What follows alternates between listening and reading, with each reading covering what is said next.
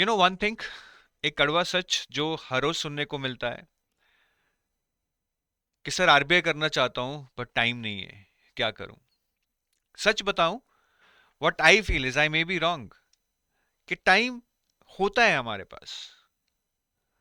ये टाइम किसी के पास भी नहीं होता है, निकालना पड़ता है। आप क्या जो देखते हैं हर साल जितने एस्पिरेंट्स निकलते हैं, कितने उसमें से वर्किंग होते हैं, रात को 8-8 बजे ऑफिस से आकर वो 2-2 बजे तक पढ़ते हैं, तो वो टाइम निकालते हैं। तो आरबीआई अगर एक विश है, सिर्फ एक विश है, तो शायद टाइम नहीं निकल पाएगा, बट आरबीआई अगर एक जुनून है, एक पैशन है, तो आप टाइम खुद ब खुद निकाल लोगे। Time is something we want the most in life, but we use it the worst. That's the reality of us, all of us do that except few. तो ठीक है, हमारी जॉब है, रिस्पॉन्सिबिलिटीज हैं, फैमिली है, बट प्रॉब्लम ये नहीं है। प्रॉब्लम ये है कि हमारे पास अगर थोड़ा बहुत भी टाइम है तो अपने आप को हम कन्विंस कर लेते हैं कि आज आज नहीं, कल से पढ़ूंगा। और इस दुनिया में अगर सबसे ज्यादा जिंदगियां बर्बाद की हैं तो इसी ने की हैं कि कल से पढ़ूंगा। प्रॉब्लम ये नहीं है कि आप वर्किंग हो, प्रॉब्लम ये है कि हम फोन पे 2-3 घंटे रील्स देखने के लिए तो टाइम निकाल सकते हैं, बट शायद 1.5 घंटा पूरी कंसंट्रेशन से पढ़ने का टाइम हमारे पास नहीं है। प्रॉब्लम ये नहीं है कि हम कंपटीशन को देखकर डर रहे हैं, या हम कंपटीशन को देखकर अपने बिल्कुल एम्बिशंस ही त्याग रहे हैं। प्रॉब्लम यह है कि हम अपना बेस्ट वर्जन भी बनने को तैयार नहीं है।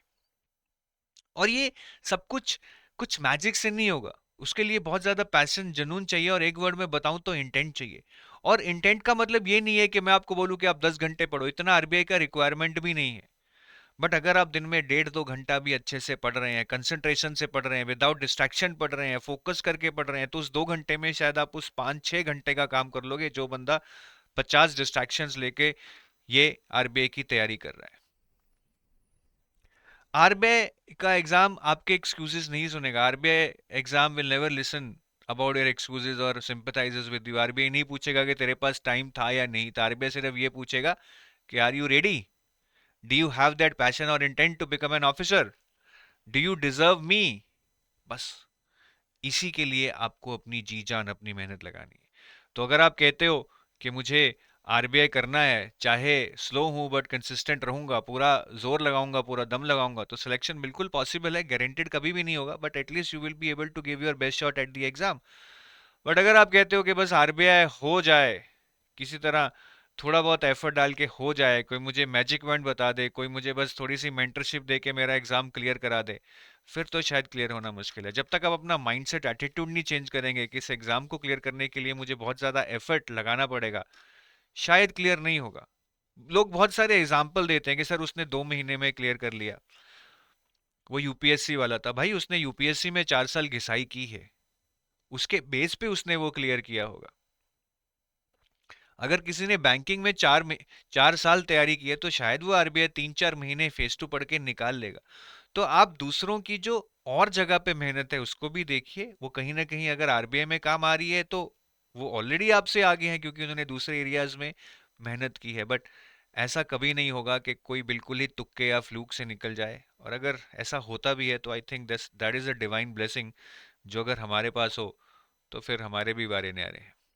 बट याद रखना, आरबीआई उन्हीं लोगों का होगा जिनके अंदर स्ट्रॉन्ग पैशन है, स्ट्रॉन्ग इंटेंट है। उन लोगों का नहीं होगा जो हमेशा इस टाइम की कमी के ऊपर सोचते रहते हैं, इसको खंगालते रहते हैं कि मेरे पास टाइम नहीं है, टाइम नहीं है।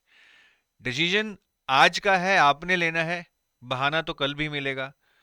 एग्जाम आते रहेंगे, एग्जाम जाते रहेंगे, बट आपका फ्यूचर आपके हाथ में है, तो आपको डिसाइड करना है। तो बहाना चूज कर सकते हैं, मेहनत चूज कर सकते हैं, कॉल आपकी है।